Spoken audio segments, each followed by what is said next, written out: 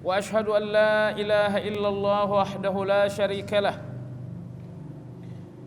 وأشهد أن محمدا عبده ورسوله لا نبي بعده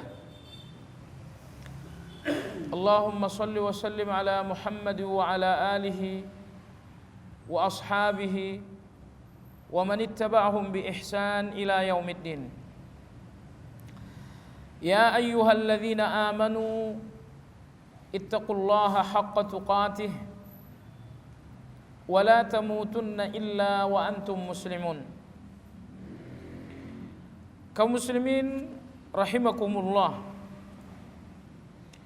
kajian Asmaul Husna malam ini melanjutkan pembahasan Asmaul Husna yang ke-17, yaitu Al-Ali, Allah Tabaraka wa Ta'ala Maha Tinggi. Beberapa poin telah kita bicarakan bersama pertemuan yang lalu. Yang pertama, di dalam Al-Quran Allah Subhanahu wa Ta'ala selalu menggandengkan Al-Ali dengan Al-Azim atau Al-Ali dengan Al-Kabir. Al-Aliyul Azim atau Al-Aliyul Kabir, Allah Maha Tinggi dan Allah Maha Besar. Jadi Allah Subhanahu wa Ta'ala Maha Tinggi, Maha Besar.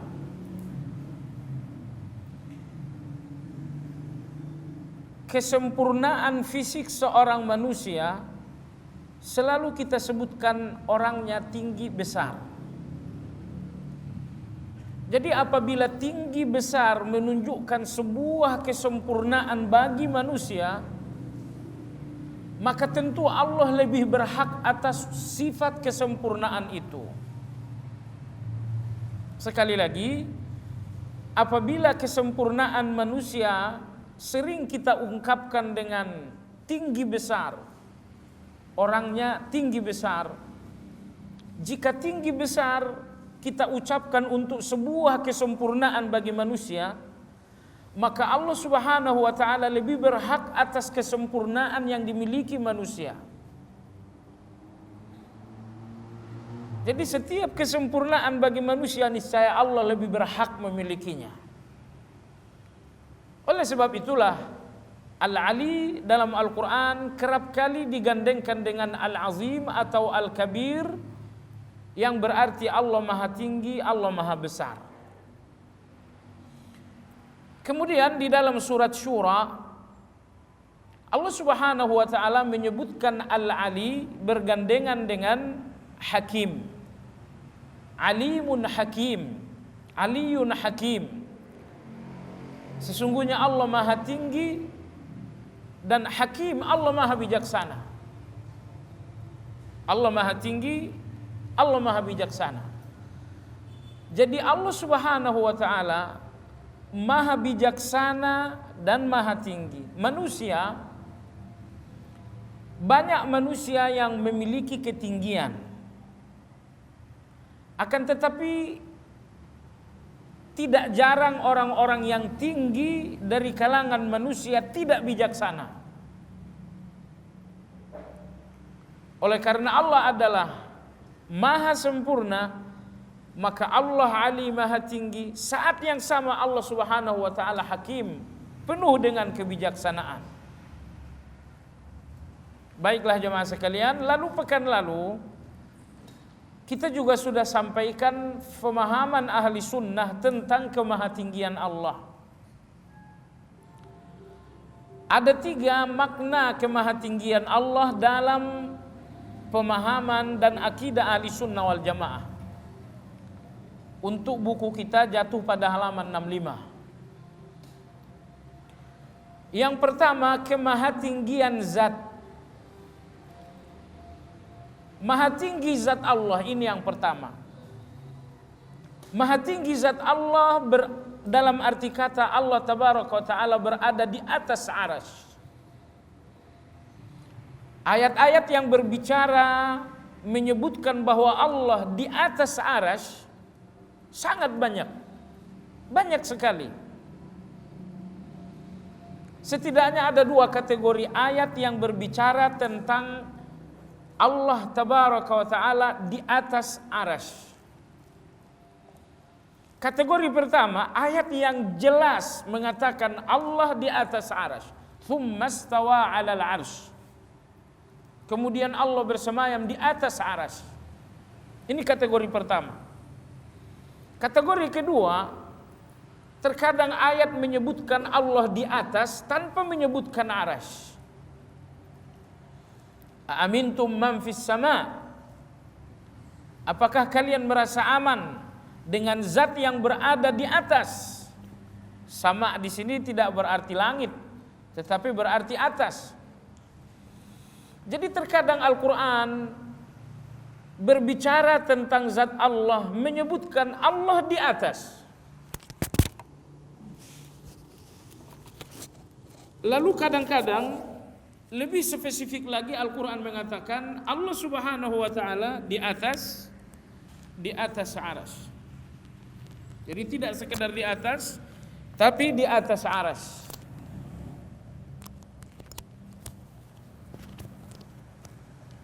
Nah, demikianlah keyakinan ahli sunnah bahwa Allah subhanahu wa ta'ala di atas arasy.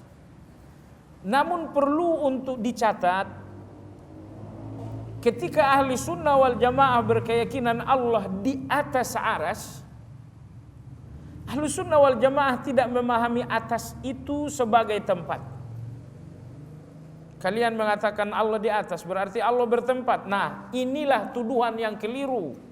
Inilah fitnah terhadap ahli sunnah wal jamaah. Ahli sunnah wal jamaah berkeyakinan Allah di atas tanpa memahami atas sebagai tempat. Coba dengarkan, presiden itu di atas menteri. Apakah itu menunjukkan tempat? Ayah itu di atas anak. Kakak itu di atas adik. Apakah itu menunjukkan tempat? Sama sekali tidak. Oleh sebab itu, sebagian orang yang terselimuti oleh syubhat tidak tabayun dengan ahli sunnah wal jamaah dan dengan mudah menuduh ahli sunnah mengatakan Allah bertempat, padahal enggak demikian adanya. Ahli sunnah wal jamaah menyatakan dan berkeyakinan bahwa Allah di atas arasy, namun ahli sunnah wal jamaah tidak menyebutkan tempat. Allah di atas arasy, Allah bertempat di atas arasy, enggak. Kita menyebutkan Allah di atas tanpa memahami atas sebagai tempat. Baik, ini ketinggian yang pertama, ketinggian zat bahwa Allah berada di atas arasy. Nomor dua, ketinggian kedudukan. Al-Ali, maha tinggi kedudukan Allah. Apa pengertian maha tinggi kedudukan Allah? Jawabannya sempurna seluruh sifat-sifat Allah subhanahu wa ta'ala. Sempurna sifat Allah maka Allah maha tinggi. Kenapa Allah maha tinggi? Karena ilmu Allah tiada batas. Karena kekayaan Allah tiada batas. Karena kekuatan Allah tiada tanding. Karena pendengaran Allah menjangkau segala-galanya.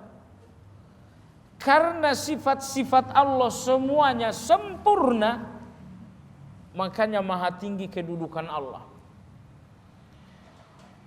Di kalangan manusia, orang-orang yang kita sebut rendah, wah ini orang rendah, disebabkan karena sifat yang rendah.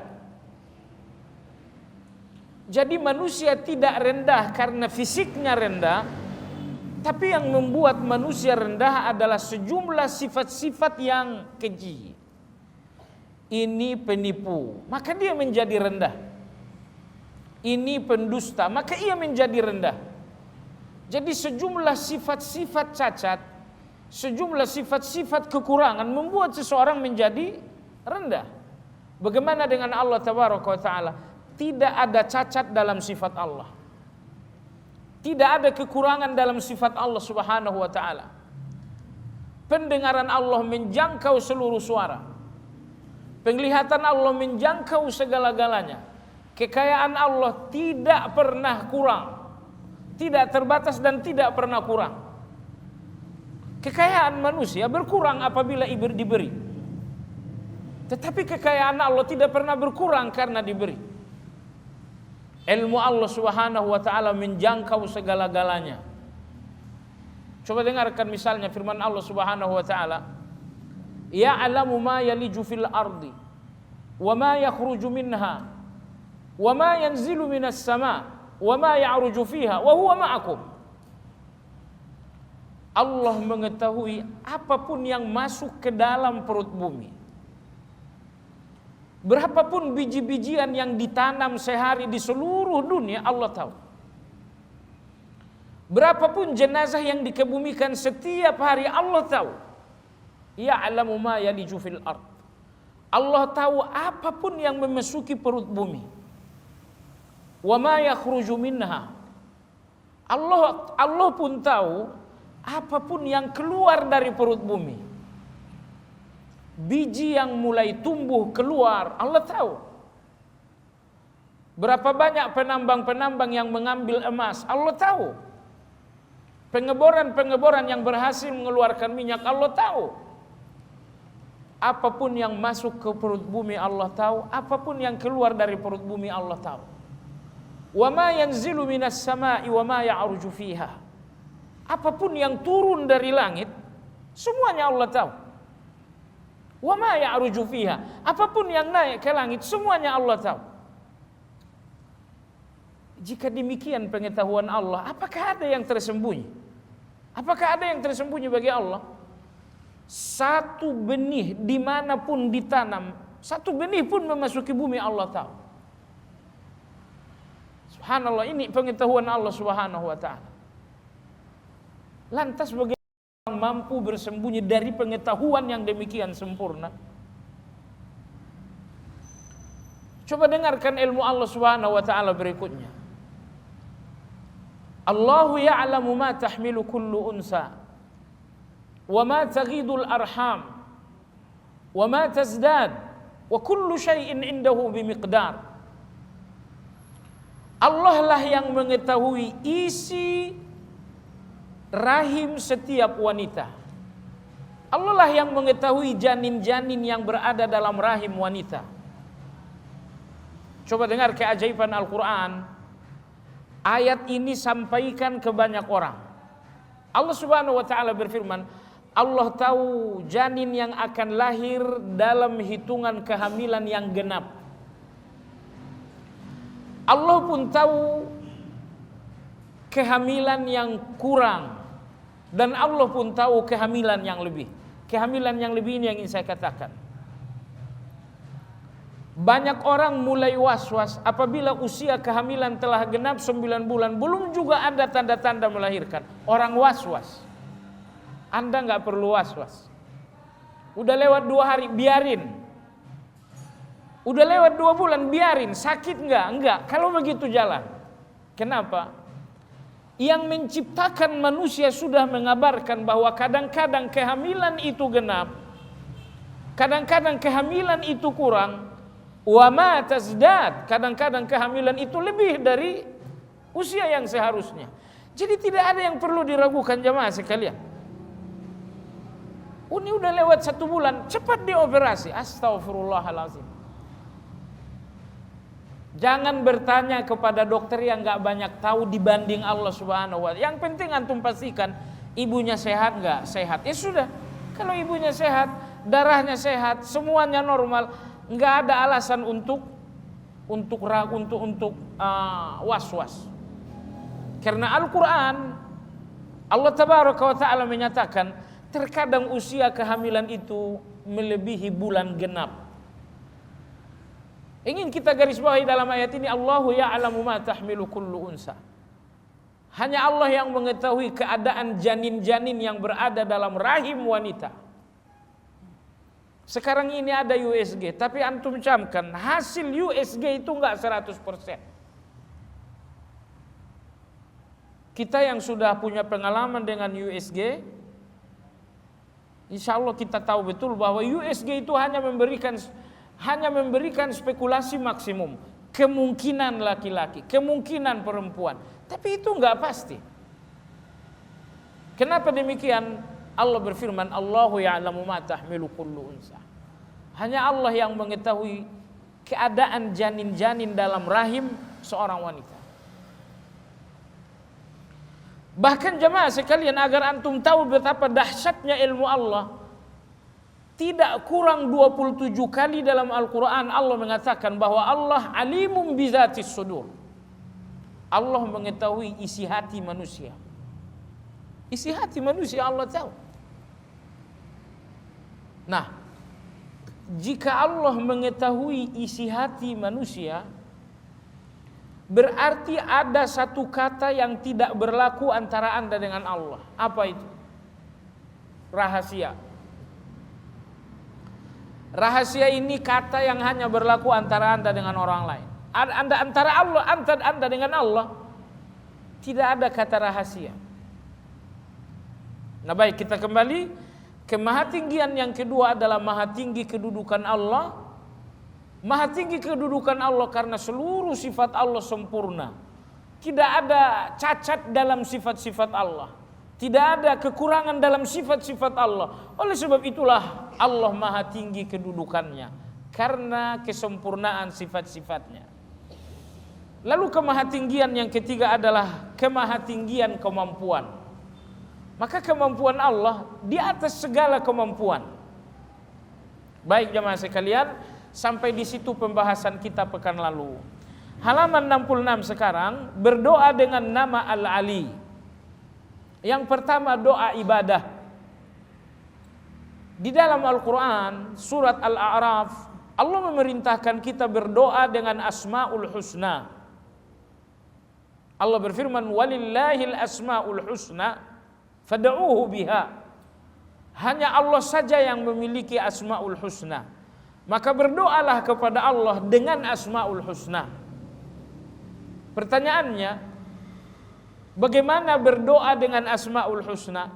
Jawabannya dengan dua cara. Dengan doa ibadah dan dengan doa permintaan. Doa ibadah maksudnya adalah setiap Asma'ul Husna menuntut ibadah-ibadah khas. Al-Alim ada ibadah khususnya. As-Sami' ada ibadah khususnya. Nah sekarang Al-Ali, apa ibadah terkait dengan Al-Ali? Baik. Penulis mengatakan keimanan kepada Al-Ali mengharuskan penetapan segala ketinggian bagi Allah tanpa memahaminya secara ta'til atau ta'wil. Ini nomor satu. Oleh karena Allah Al-Ali maha tinggi, maka setiap orang wajib berkeyakinan bahwa Allah maha tinggi dengan tiga pengertian. Maha tinggi zat Allah, maha tinggi kedudukan Allah, lalu maha tinggi kemampuan Allah. Tinggi zat Allah, Allah berada di atas arsy. Tinggi kedudukan Allah karena seluruh sifat Allah sempurna. Tinggi kemampuan Allah, maka tidak ada yang mampu menandingi Allah Subhanahu wa ta'ala. Seseorang yang tidak mengakui tiga ketinggian ini, berarti dia tidak mengimani makna dari Al-Ali.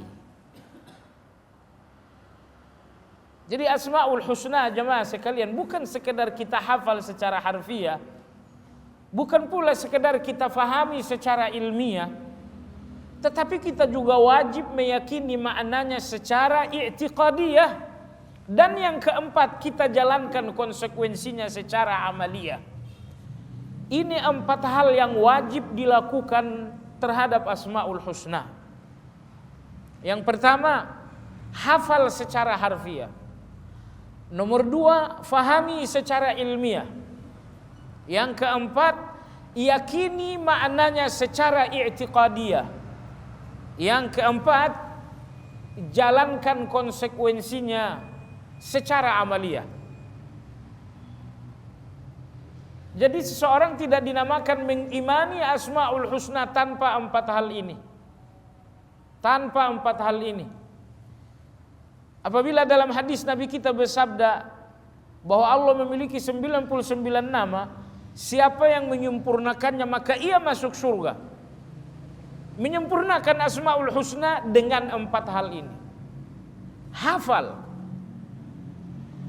fahami, yakini maknanya, dan yang ketiga, jalankan konsekuensinya.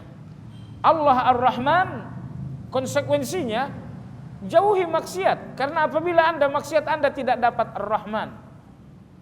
Lakukan ibadah, karena dengan melakukan ibadah Anda mendapatkan Ar-Rahman, kasih sayang. Ini namanya menjalankan Asmaul Husna secara amaliyah, sesuai dengan konsekuensi Asmaul Husna tersebut. Nah, jadi kita kembali kepada Al-Ali, kita wajib menyempurnakan 4 hal ini terhadap Al-Ali. Lalu yang pertama adalah meyakini maknanya, bahwa Allah Maha Tinggi dengan 3 ketinggian. Nah, ketinggian Allah jemaah sekalian tidak boleh difahami dengan 2 pemahaman sesat. Apa itu? Ta'til dan ta'wil. Apa yang dimaksud ta'til? Antum lihat di bawah. Ta'til berarti mengingkari, menafikan. Ada orang yang mengatakan Allah Maha Tinggi, tinggi kedudukan Allah, tinggi kemampuan Allah. Tentang tinggi zat Allah dia mengatakan tidak. Zat Allah tidak maha tinggi, zat Allah tidak di atas aras. Coba lihat, dia membantah, dia mengingkari. Ini namanya ta'til. Jadi seluruh makna Asmaul Husna kita yakini secara utuh. Jangan pernah mengingkari apapun yang terkandung dalam makna Asmaul Husna. Jadi ketinggian zat, 2 ketinggian terakhir, tinggi kedudukan Allah, kemudian tinggi kemampuan Allah. 2 ketinggian ini tidak diingkari oleh orang-orang kecuali orang-orang Jahmiyah. Yang menjadi persoalan di antara kita jemaah sekalian, di antara kaum muslimin, antara ahli sunnah dengan ahli bid'ah, ketinggian zat. Banyak orang yang tidak mau menerima zat Allah Maha Tinggi, yaitu zat Allah di atas aras. Saat mereka menolak mengimani ini namanya ta'til. Alias mereka mengingkari ayat yang menyatakan hal itu. Baik, nomor 2, jalan sesat kedua adalah ta'wil. Ya, ada kelompok kedua, mereka tidak mengingkari ketinggian zat. Ya, tetapi mereka mengubah maknanya, memanipulasi tafsirnya. Allah bersemayam di atas aras. Oh, itu bukan maksudnya zat, tetapi maksudnya Allah berkuasa sampai ke aras. Jadi bersemayam di atas aras diartikan dengan berkuasa sampai ke atas aras. Coba lihat, istawa artinya bersemayam di atas aras. Lalu mereka rubah istaula, Allah berkuasa sampai ke atas aras. Mereka tidak mengingkar, tapi mereka mengubah tafsir. Jemaah sekalian, menurut antum mana yang lebih buruk? Kelompok pertama mengatakan Allah tidak di aras. Ayat diingkari 100%. Ini namanya ta'til. Yang kedua ta'wil. Oh, Allah di aras benar, tapi maksudnya bukan zat tetapi kekuasaan. Yang pertama mengingkari tafsir, yang kedua memanipulasi tafsir. Menurut antum mana yang lebih buruk? Mengingkari atau memanipulasi? Yang kedua lebih buruk. Kenapa? Karena memanipulasi tafsir atau ta'wil itu sudah mengumpulkan 2 kejahatan. Kejahatan pertama, dia ingkari Karena hakikat ta'wil adalah mengingkari. Allah di atas arsy, enggak, maksudnya begini. Dia ingkari dulu baru kemudian dia alihkan penafsirannya. Maka ta'wil alias mengubah-ubah tafsir, menyelewengkan tafsir ayat lebih buruk daripada ta'til, yaitu mengingkari tafsir ayat. Nah, jemaah sekalian, agar masalah ini lebih jelas, Allah berfirman dalam Al-Quran, "Ma mana'aka an tasjuda lima khalaqtu biyadayya." Allah berkata kepada iblis, "Iblis, apa yang membuatmu tidak mau sujud kepada Adam? Padahal Adam kuciptakan dengan dua tanganku." Ada aliran ta'wil dan ta'til memahami kedua tangan Allah. Orang-orang ta'til mengatakan Allah enggak punya dua tangan. Titik, mereka ingkari. Ini namanya ta'til. Yang kedua ta'wil. Kata mereka Allah memiliki dua tangan, benar, tapi maksudnya adalah Allah memiliki kekuasaan, bukan tangan. Tangan di situ adalah makna majaz. Pengertian yang sesungguhnya adalah kekuasaan. Mereka mengingkari tangan, lalu mereka mengubah tafsirnya dengan kekuasaan. Maka mereka melakukan dua kejahatan sekaligus. Jadi maka setiap orang-orang yang ta'wil pasti ta'til, tapi tidak setiap orang-orang ta'til ta'wil. Baiklah, kita kembali kepada Al-Ali. Allah Maha Tinggi dengan tiga pengertian kemahatinggian. Kemahatinggian kedua dan ketiga, maha tinggi kedudukan dan maha tinggi kemampuan Allah. Ini masalah yang disepakati antara ahli sunnah dengan ahli bid'ah. Lalu yang menjadi perbedaan adalah kemahatinggian zat. Ahli sunnah wal jamaah mengimaninya. Lalu ahli bid'ah menolaknya dengan dua cara. Ada yang menolaknya dengan ta'til, ada yang menolaknya dengan ta'wil. Baik. Poin yang kedua, halaman 66. Para ulama telah bersungguh-sungguh menetapkan sifat tinggi bagi Allah untuk membantah teori sekelompok ahli bidah bahwa Allah manunggaling dengan tubuh sejumlah manusia. Jemaah sekalian, ulama-ulama ahlu sunnah bersungguh-sungguh mengumpulkan argumentasi sebanyak mungkin untuk menetapkan bahwa Allah Maha Tinggi secara zat, bahwa zat Allah di atas arsy. Ulama-ulama kita menulis banyak sekali buku tentang hal ini. Untuk apa? Untuk membantah teori kaum filsafat yang kemudian dibesarkan oleh orang-orang tasawuf. Agar antum tahu jemaah sekalian, orang-orang tasawuf adalah orang-orang falsafah yang mau belajar Islam.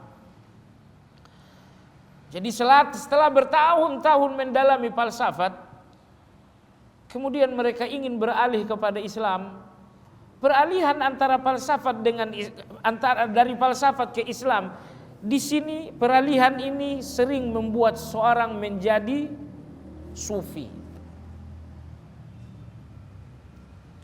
Maka rata-rata sufi itu adalah orang-orang falsafah. Sayangnya, tapi sebagian keluar falsafah, sufi, akhirnya keluar dari sufi menjadi ahli sunnah. Tapi sebagian gak berhasil keluar dari falsafat ke sufi dan gak berhasil keluar dari sufi. Baik jemaah sekalian, manunggaling kaula Gusti yang pertama kali mencetuskan faham manunggaling ini, kalau di Indonesia orang yang mengusung ideologi manunggaling ini adalah Siti Jenar. Tapi tentu dia bukan orang pertama. Nenek moyangnya yang mencetuskan ideologi manunggaling namanya Abu Mansur Al-Hallaj. namanya Abu Mansur Al-Hallaj. Abu Mansur Al-Hallaj ini melakukan perjalanan ilmiah hingga akhirnya dia sampai ke tanah India. Aslinya dia orang Baghdad. Sampai di India, dia tertarik mendalami buku Mahabharata. Dalam kitab Mahabharata ia temukan ideologi bahwa Krishna memiliki kehebatan karena dia manunggaling dengan dewa. Dia titisan dewa. Jadi ada satu senyawa manunggaling antara dewa dengan Krishna, maka Krishna memiliki kesaktian, memiliki kehebatan luar biasa. Nah, jadi akhirnya Abu Mansur sangat terinspirasi dengan kitab Mahabharata ini. Lalu saat ia kembali ke Baghdad, dia cetuskan manunggaling, bahwa orang-orang tertentu dari kalangan umat Islam bisa manunggaling kepada Allah sehingga ia memiliki kehebatan, kesaktian, mampu berterbang, mampu berjalan di atas air, dia mampu memiliki kemampuan aneh. Kenapa? Karena dia bukan lagi manusia murni, tapi manusia yang telah manunggaling dengan Allah. Jamaah sekalian, bahwa Abu Mansur mempelajari manunggaling ini dari kitab Mahabharata, ini ditulis Imam Zahabi dalam kitab Syiaru Alamin Nubala jilid ke-8. Jadi saya nggak ngomong ya, bukan saya ngomong itu. Ada faktanya, fakta ilmiahnya. Imam Zahabi dalam kitab Syiar Alamin Nubala jilid ke-8, dia menulis perjalanan Abu Mansur dan bagaimana akhirnya Abu Mansur mencetuskan ideologi manunggaling ini. Setelah dia bertapa setelah dia mendalami kitab Mahabharata tadi. Berapa menit lagi? 2. Di kalangan tasawuf jamaah sekalian, manunggaling ini memiliki 2 pengertian. Ada manunggaling hulul, lalu ada manunggaling ittihad. Nah, coba dengar. Kalau ada air di dalam gelas, kemudian saya masukkan garam, maka Anda akan melihat garam di dalam air. Ini namanya manunggaling hulul. Tapi apabila garam itu saya aduk, sehingga garam dengan air betul-betul menyatu secara total, ini namanya manunggaling ittihad. Jadi manunggaling hulul dan ittihad mana yang lebih kuat? Manunggaling ittihad yang lebih kuat. Karena manunggaling hulul masih mungkin dipisah antara 2 yang manunggaling. Tapi kalau manunggaling ittihad, itu berarti manunggaling yang gak lagi bisa dipisah-pisah. Jemaah sekalian, orang Nasrani pun sesungguhnya memiliki ajaran manunggaling. Kenapa Nabi Isa lahir tanpa bapa? Karena dia manunggaling dengan Tuhan. Ketika Nabi Isa menghidupkan orang mati, ketika Nabi Isa menyentuh orang yang sakit kulit sehingga sembuh, kemampuan Isa sebagai manusia enggak sedahsyat itu. Orang buta bawaan lahir disentuh, diusap oleh Isa lalu bisa melihat. Orang yang mati didoakan Isa bisa hidup. Kemampuan Isa sebagai manusia enggak sedahsyat itu. Tetapi kemampuan dahsyat itu karena Isa manunggaling dengan Allah. Jadi ternyata manunggaling kaula Gusti pertama adalah ajaran Mahabharata. Yang kedua adalah ajaran Nasrani. Lalu yang ketiga, ajaran orang-orang tasawuf.